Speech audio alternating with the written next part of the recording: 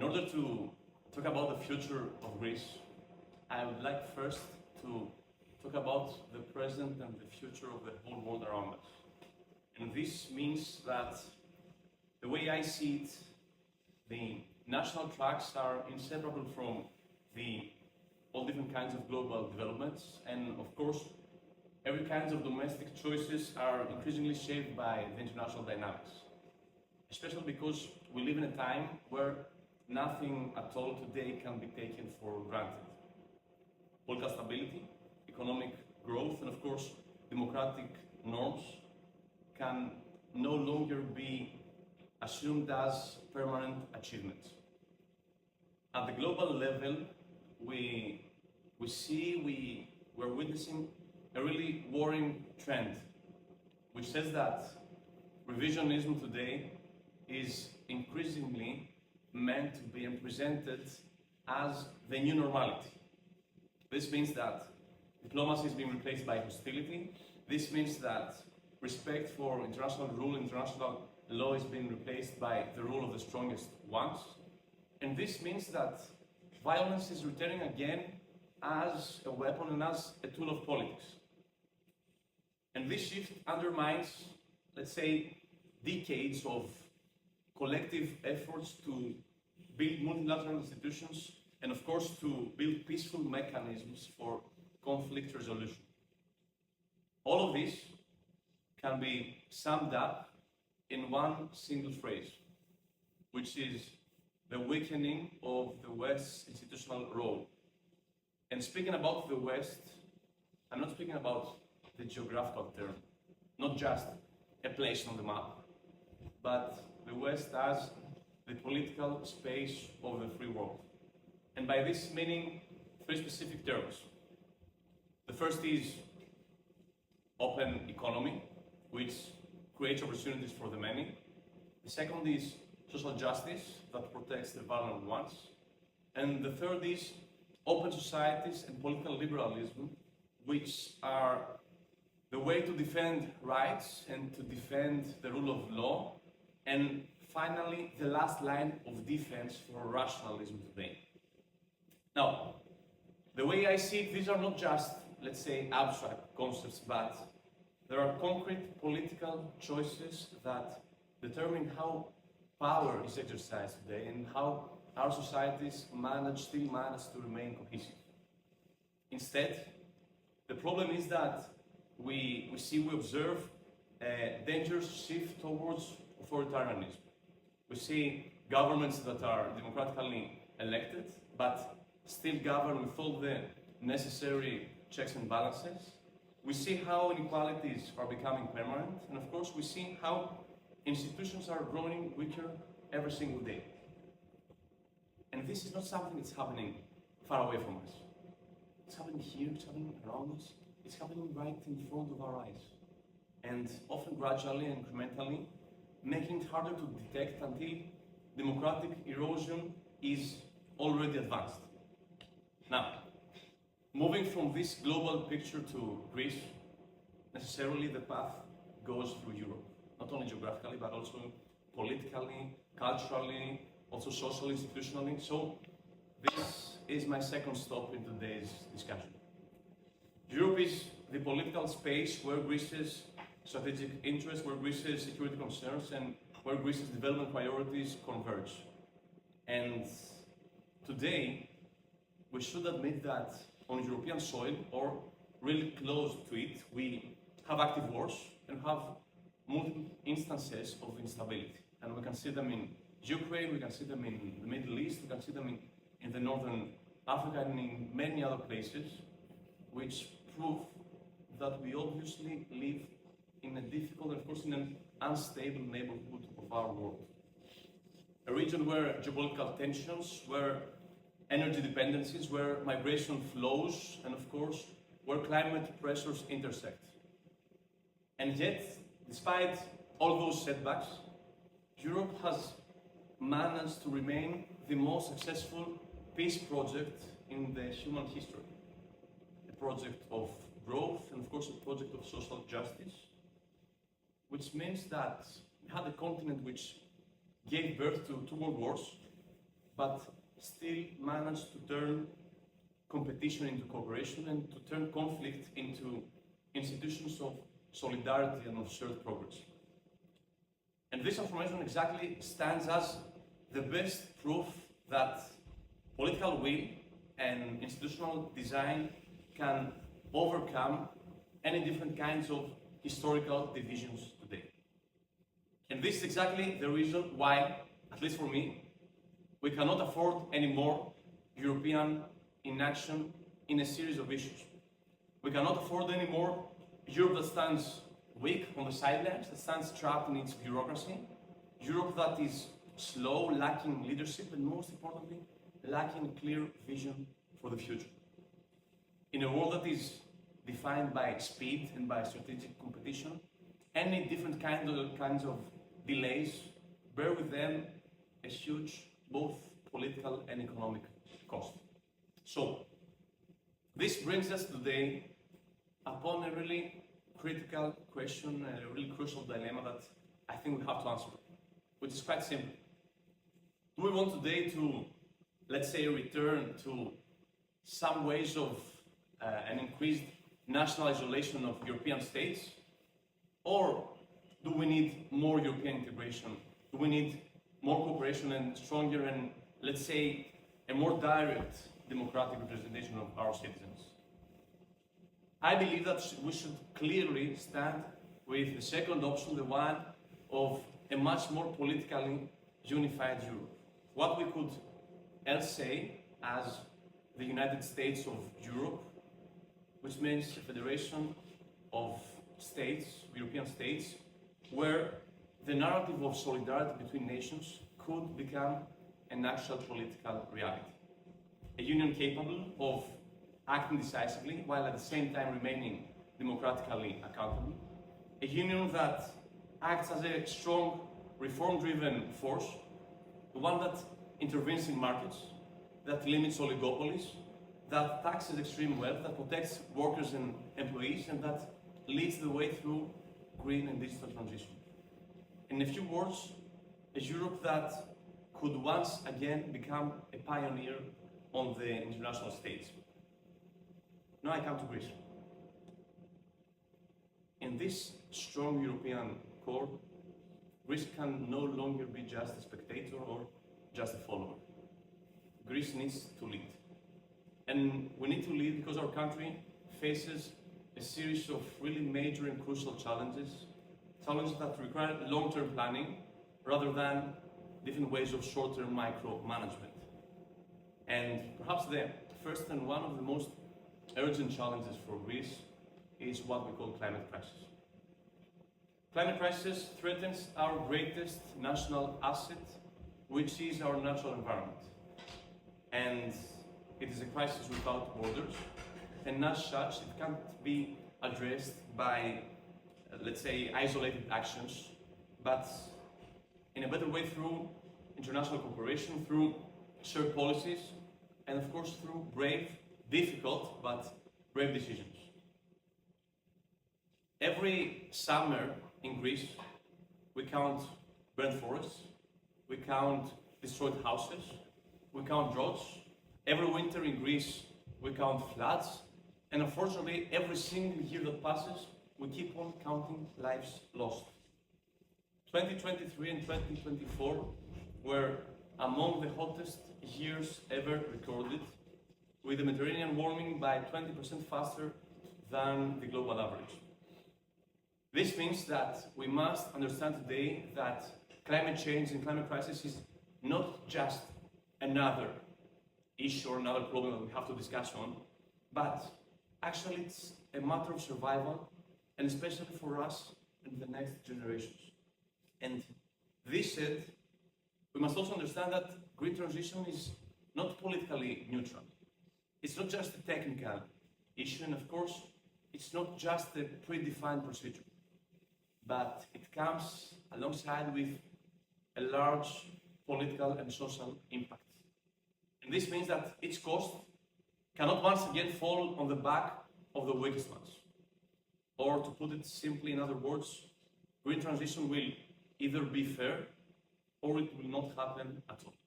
And And if it doesn't happen, there is no way to ensure and guarantee a sustainable future for us and for our children.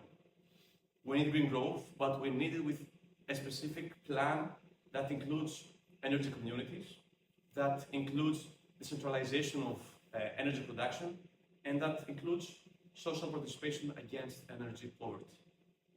This means policies that combine environmental responsibility with social inclusion and economic resilience. Now, the second challenge for Greece is what is really popular as a term, especially in the opposite side of the Atlantic, and is meant to be one of the main factors that will determine the results of the midterm elections in the fall to come for the United States, which they call affordability. And I prefer to call the quality of everyday life.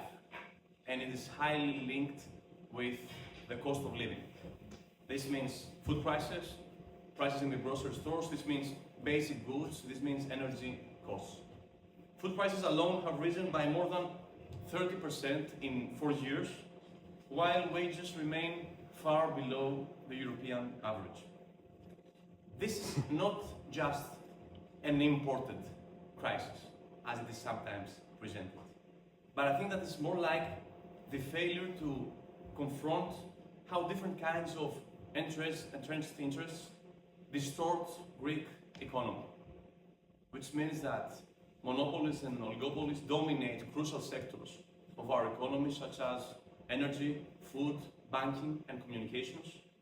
And this means that few large players set the prices, their profit margins grow as crazy, and what's left for the consumers is just to pay the cost for all this. And all of this combined with the stable, unfair balance between direct and indirect taxation, which itself is capable to result in social injustice. And additionally, there is also a deep contradiction into the labor market, work and employment in Greece. Today, technologies, automation and artificial intelligence are able to improve work-life balance and even reduce working hours, which is one of the main discussions taking place, especially in the Nordic countries in Europe, reducing working hours without reducing productivity at work. The problem is that in Greece, the discussion is often in the opposite direction when it comes to government reforms in labor markets, despite all these terms and developments, which means that we have extreme flexibility in labor market, that we have low wages, and that we have really little free time for employees. And after this, there is housing. Housing crisis in Greece has become a social time bomb, and especially for the younger people. Rents in Greece have risen by up to 40% in 5 years, and this makes young people working but not being able to live independently. And this, alongside with the labor market condition we discussed before, is directly linked to the demographic crisis that Greece faces today, because starting a family is not only difficult but sometimes financially impossible. This means we need social housing, we need regulation of short-term rentals, and we need real support for young people and young couples. And I come now to another major challenge that Greece faces, which is highly linked with our country's productive model, which is really low in added value and overly dependent on tourism and imports. Without a strong industrial, agricultural and technological base, there can be no sustainable growth for Greece. And at the same time, we face a workforce lacking specialization in digital skills, alongside with an extremely outdated educational system that fails to adapt to the modern changes in the labor market. The way I see it, Greece's main development gap today is not only economic, but actually it is a gap in human capital, it is a gap in skills, and finally a gap in productivity. We invest less than 4% of our GDP in education and about 1.4% in research, where at the same time leading economies invest in their research programs more than 3% of their GDP. This finally is the reason why productivity remains around 30% below the Eurozone average in Greece. Without a serious and effective national plan for reskilling and upskilling of our workforce, both green and digital transition risk remaining either socially unfair or finally incomplete. And finally, I come to a crucial issue which is called lack of trust. Lack of trust towards institutions, lack of trust towards democracy itself. Independent authorities are weakened, judicial independence is questioned, transparency and accountability are lacking, and mismanagement of national and European funds still continues. All of these lead to a deep crisis of trust in institutions, in the state, in the governments, and in the whole political system itself. Our society becomes passive, it becomes frustrated, and it becomes disengaged, and this is especially the case for the younger generation.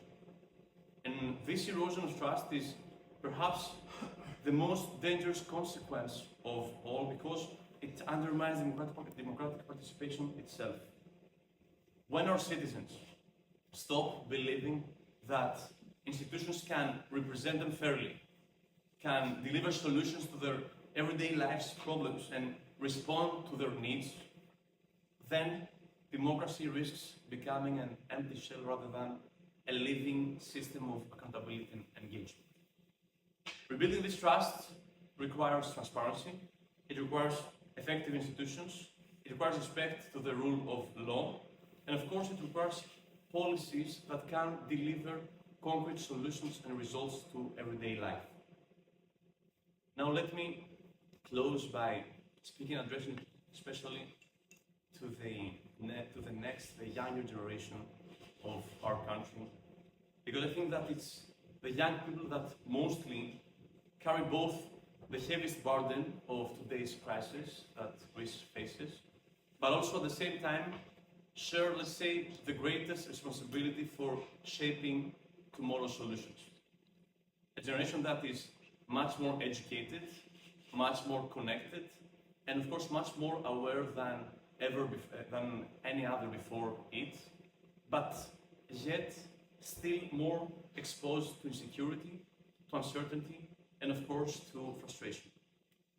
And at least the way I see it, when we all observe around us all the different kinds of difficulties, obstacles, or problems in our everyday life, I say that we have in front of us just two different paths. The first is the path of apathy. It's the one that says to stay in the sidelines, to say that they're all the same and nothing never changes. It's the path of anger, the path of rejection, and the path that grows rage but without ever offering alternatives, proposals, or a vision for the future. And there is a second path, which is the hardest way, and it's called action. It's called to take responsibility. It's called to stand up and demand change, to change what no longer meets our needs or meets our dreams, and to offer a plan and concrete solutions and proposals, new ideas for building a fairer and a more human society. The choice between these two paths it's not just abstract, but it is reflected in our everyday decisions. Whether we participate or withdraw, whether we organize or remain isolated, and whether we accept injustice as inevitable or challenge it collectively. History has shown that progress has never been the result of apathy or resignation, but it has been the result of sustained civic engagement, of responsibility, and of course of collective action. I believe in the second path, not only because it is easy, because it's not, but precisely because it demands effort, it demands persistence, and it demands a willingness to challenge all different kinds of established structures. It requires dialogue, it requires evidence-based solutions, and of course, it requires a clear vision on the way that we want to shape our future, both for us, for our children, and for the next generations to come. So, let's take the second path. Thank you very much.